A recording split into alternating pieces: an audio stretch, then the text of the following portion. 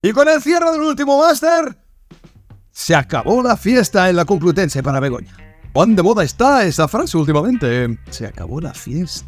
Y es que la cuenta atrás para el fin del máster de Begoña Gómez en la Compu llegó a su fin. Sí, después de más de una década enseñando cómo captar fondos públicos, la Universidad Complutense de Madrid ha decidido que el curso no captará más. Porque, no hay suficientes alumnos. Parece que captar fondos es más sencillo que captar estudiantes dispuestos a aprender cómo hacerlo. ¿Pero qué me estás contando? La universidad, con la misma seriedad que un profesor de matemáticas explicando cómo hacer alfajores, ha dicho que simplemente no había suficientes inscritos para cubrir los gastos del curso, ni para comprar los rotuladores de la pizarra. Y por eso, adiós, máster. Besitos, besitos, chao, chao. Gómez, por su parte, no ha tardado en expresar su sorpresa y algo más a través de LinkedIn, porque ¿dónde mejor para protestar que en una red donde la gente busca trabajo, no?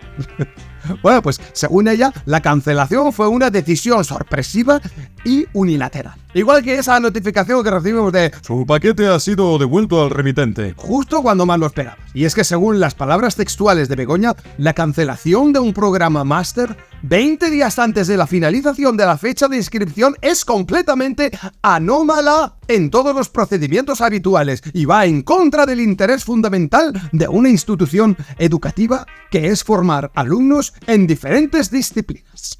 Nuestra cultura es la que es, la del bar. Oye, y yo que me lo creo, y mucho, porque esta señora sabe mucho de asuntos anómalos y que difieren de procedimientos habituales.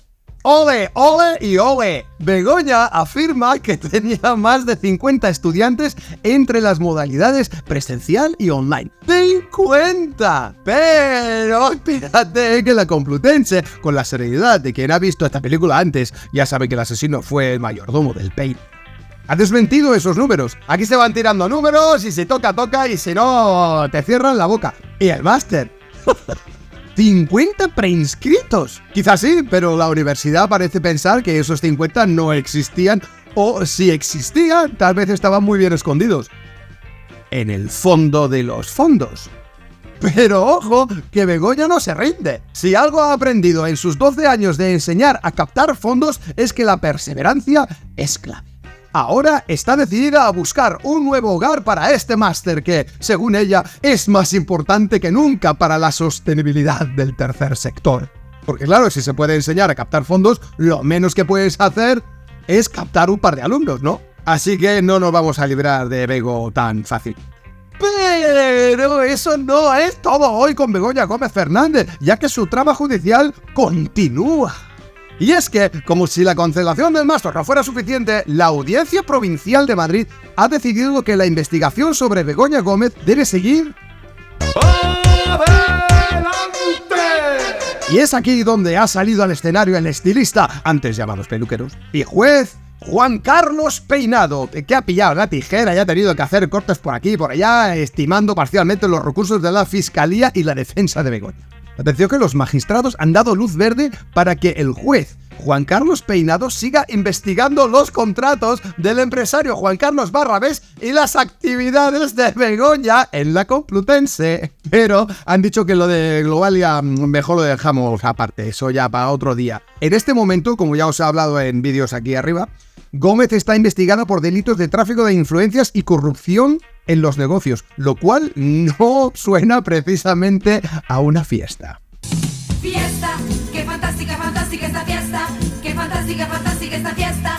Esta fiesta con amigos y sin ti. Fantástica esta fiesta. Perdón. El juez Peinado, sin embargo, está más centrado en lo primero. La audiencia ha dejado claro que no se trata de una búsqueda a ciegas, sino de una investigación basada en sospechas razonables. Y claro, porque es razonable que haya sospechas con este tipo de gente. El tribunal también ha respaldado la idea de que algunos contratos de Innova Next, identificados por la Guardia Civil, siguen siendo sospechosos. Y por si fuera poco, los jueces han encontrado un detalle llamativo. La coincidencia entre el despegue de las empresas del grupo Barrabés y la creación de la famosa Cátedra de Transformación Social Competitiva de Begoña. ¿Esto es pura casualidad o alineación cósmica?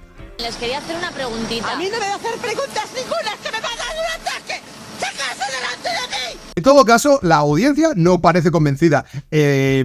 Normal, porque la última vez que se alinearon todos los planetas a un lado del Sol fue en 1982 y la siguiente tendrá lugar en 1161. Este último dato es totalmente verídico, ¿eh? La defensa de Begoña intentó poner fin a esta investigación con el clásico... No digo, lo pongo. Gracias, Goyo, por esta frase. Todo esto... ¡es una mierda! ¡Es la mayor mierda que he visto en toda mi vida! ¡Desalojo la sala! ¡Orden! Y ahora, con todo este jaleo, ¿cómo se queda de tocado Pedro I Corazón de Trapo? Pues esto lo veremos en los siguientes vídeos, porque hasta aquí el vídeo de hoy. Si os ha gustado el vídeo, no os olvidéis de darle al like aquí, suscribirse, y me escribís en los comentarios, que los respondo todos, los buenos y los malos. Eso sí, siempre con respeto. Y por supuesto... no olviden supervitaminarse y mineralizarse.